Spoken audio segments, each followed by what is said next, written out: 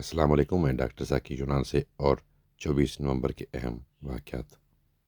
24 نومبر 2007 کو راولپنڈی میں دو خودکش کار بم دھماکوں میں 30 افراد جان بحق اور متعدد زخمی ہو گئے۔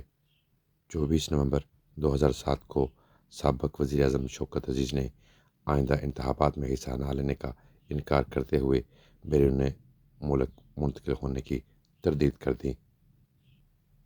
24 نومبر 2007 کو پاکستان کے سابق وزیر اعظم میاں نواز شریف جلاوطنی کے 8 برسوں بعد وطن واپس لوٹے۔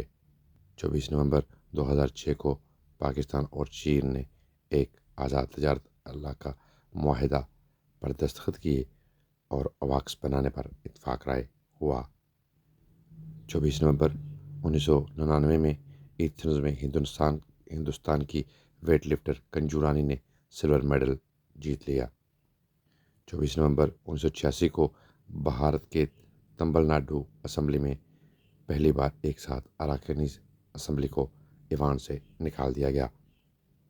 24 نومبر 1992 کو چین کی گھریلو پرواز حادثہ کا شکار ہوئی اور جس کی وجہ سے 141 لوگوں کی موت ہو گئی۔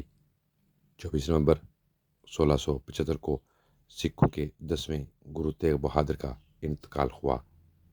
24 نومبر 1966 کو پاکستان کے محکمہ ڈاک نے یونیسکو کی 20ویں سالگرہ کے موقع پر 15 پیسے مالیت کا ایک یادگاری ٹکٹ جاری کیا، جس پر یونیسکو کا خوبصورت مونوگرام طبع کیا گیا تھا۔